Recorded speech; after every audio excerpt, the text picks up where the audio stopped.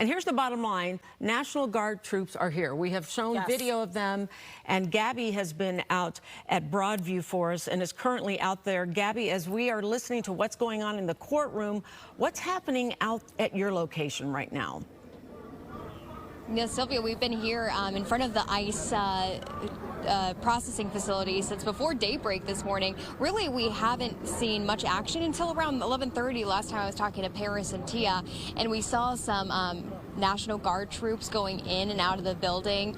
You know, things didn't really get active until after that 9 o'clock hour when the official designated protesting hours started, and we're seeing some protesters here. We really can't show you a wide shot because there is some curse words on some of the flags, as well as them speaking some curse words. So that's why I have the microphone so close to my mouth so that we're not catching any of what this gentleman is saying in his megaphone, something we typically see on Fridays as well.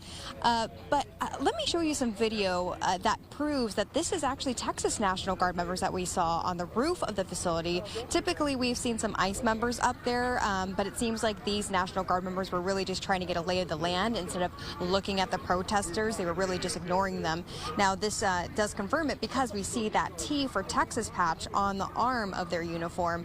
You know, this morning we were showing you some video from overnight of those uniformed members walking the Broadview grounds behind the fence when they first arrived. They were seen walking into buildings with tactical gear, including protest shields in hand. According to the military, 200 Texas and 300 Illinois troops are supposed to deploy in the area this week. There was still little information available on how many troops will be arriving here in Broadview. I know you guys were talking about this as well. Also, if they're going to stay here or if these troops will go into neighborhoods, hospitals, schools. Remember, part of the National Guard's assignment is to protect ICE agents and facilities. I was able to talk to a couple of protesters earlier today. One man says this is his 8th time coming from a south suburb to protest. He thinks this edition of the National Guard is just part of the Trump administration's theatrics. From Donald Trump on down to Gregory Bovino, who's the commander of the Border Patrol, what they engage in is political theater. They have their own camera crews. They're trying to create viral moments. Greg Bovino in particular, to show how tough he is. Noam, the same thing.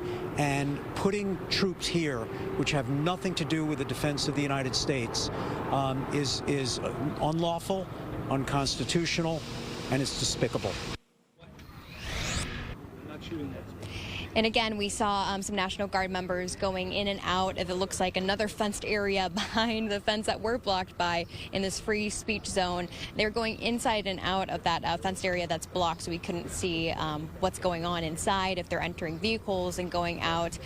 So there's a lot of still questions that need to be answered. I will say there's no official, as we've seen, marches or rallies happening downtown. There was that big one, of course, yesterday on Michigan Avenue. Here in Broadview, again, just a handful of protesters, but they are loud in this area, in this free speech zone again at Lexington and Beach. 25th is very quiet, but typically we'll see it ramp up towards the end of the week. Friday, we're expecting a larger crowd, and of course on Saturday and Sunday as well. I'll send it back to you live in Broadview. Gabriela Primus, Fox 32 Chicago. All right.